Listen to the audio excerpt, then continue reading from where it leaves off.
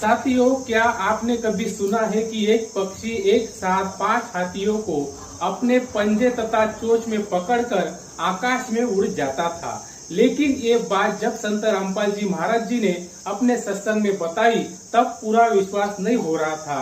कैसे एक पक्षी इतने बड़े हाथी और वो भी एक साथ 5 हाथियों को पकड़कर आकाश में उड़ जाएगा, ये बात झूठ लग रही थी। लेकिन साथियों, एक समय ये पक्षी था जिसकी मूर्ति आज भी कोटा के कलेक्टर ऑफिस में मौजूद है, जो संत रामपाल जी महाराज जी की बताई गई बातों को सच साबित करती है। आखिर क्या नाम है इस पक्षी का तथा कैसे एक साथ 5 हाथियों को लेकर आकाश में उड़ जाता था, ये सारी बातें विस्तार से जानने के लिए वीडियो को अंत तक जरूर देखें। नमस्कार साथियों, मेरा नाम है नरेश और आप देख रहे हैं एनके विचार मंथन। साथियों, इस पक्षी के बारे में हमें कैसे जानकारी प्राप्त हुई, ये पहले मैं आपको बताता हूँ। इस पक्षी के बारे में संत रामपाल जी महाराज जी ने अपने सत्संग में बताया है कि मोक्ष प्राप्ति के लिए भक्त का भाव अलल पक्षी जैसा होना चाहिए। साथियों, इस अलल पक्षी को अनल पक्षी भी कहा जाता है। आगे संत रामपाल जी महाराज जी ने बताया है कि जैसे एक समय अलल पक्षी आकाश में रहता था, ये पक्षी अब लुप्त हो चुका है। इसके चारों पैर थे, आगे वाले छोटे और पीछे वाले बड़े। इसका आकार बहुत बड़ा होता था, लंबे लंबे पंख होते थे। पूरा पक्षी यानी युवा पक्षी 5 हाथियों को एक साथ उठाकर आकाश में अपने परिवार के पास ले जाता था। अलल पक्षी ऊपर वायु में रहता था। अनल मतलब वायु। वायु में रहने के कारण इस पक्षी को अनल पक्षी भी कहा जाता है। आकाश से ही वही से मादा अलल अंडे उत्पन्न कर देती थी और वह अंडे उस स्थान पर छोड़ती थी जहाँ केले का वन होता था। केले एक दूसरे में फंसकर गहरा वन बना लेते थे।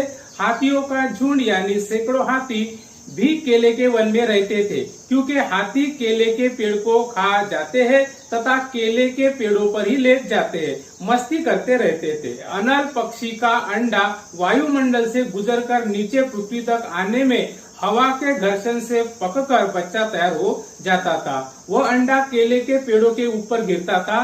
केले के पेड़ों की स्निग्धता के कारण वह अंडा शीतग्रस्त नहीं होता था। केवल इतनी गति से केले के पेड़ों को तोड़कर पृथ्वी पर गिरता था कि अंडा फूट जाए। अंडे का आकार बहुत बड़ा होता था। उसका कवर भी सख्त मजबूत होता था।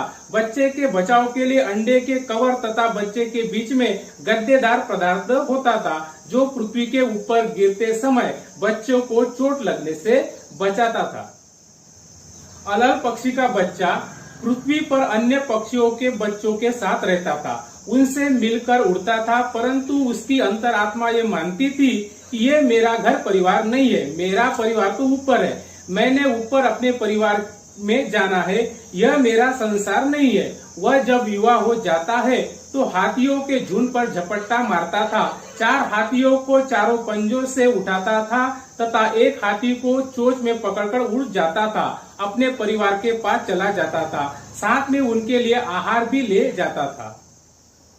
साथियों, संत रामपाल जी महाराज जी ने बताया है कि कबीर परमेश्वर जी ने सटीक उदाहरण बताकर भक्तों को मार्गदर्शन किया है कि आप इस संसार के स्थायी वासी नहीं है, आपको यह छोड़कर जाना है। आपका परिवार ऊपर सतलोक में है। आप इस पृथ्वी के ऊपर गिरे हो। तत्व ज्ञान प्राप्त भक्त के मन की दशा उस अलल पक्षी के बच्चे जैसी होनी चाहिए। जब तक सतलोक जाने का समय नहीं आता है तो सांसारिक व्यक्तियों के साथ मिलजुल कर शिष्टाचार से रहो। चलते समय उनमें कोई लगाव नहीं रहना चाहिए। अपना नाम स्मरण की कमाई तथा पुण्य धर्म की कमाई को साथ लेकर उड़ जाना है। अपने परिवार के पास अपने निज घर सतलोक में जाना है। साथियों, संत रामपाल जी महाराज जी ने अलल पक्षी का उदाहरण बताकर भक्ति भाव को समझाया है। लेकिन पहली बार जिसने भी ये बात सुनी कि एक पक्षी 5 हाथियों को उठाकर आकाश में उड़ जाता था, तो इस बात पर विश्वास नहीं होता था। लेकिन ये बात 101% सही है। आज भी इस अलल पक्षी की मूर्ति कोटा के कलेक्टर ऑफिस में रखी है। आप देख सकते हो कि कैसे एक पक्षी अपने पंजों में हाथियों को पकड़कर उड़ने की स्थिति में है। बताया जाता है कि पत्थर की बनी ये मूर्ति सैकड़ों साल पुरानी है। साथियों, ये सारी जानकारी आपको कैसी लगी इसके बारे में हमें कमेंट में जरूर बताएं। वीडियो को लाइक तथा शेयर जरूर करें और हाँ, अभी तक आपने हमारे चैनल को सब्सक्राइब नहीं किया है तो चैनल को सब्सक्राइब जरूर करें। फिर मिलते हैं और एक नए विचार मंथन के साथ। धन्यवाद।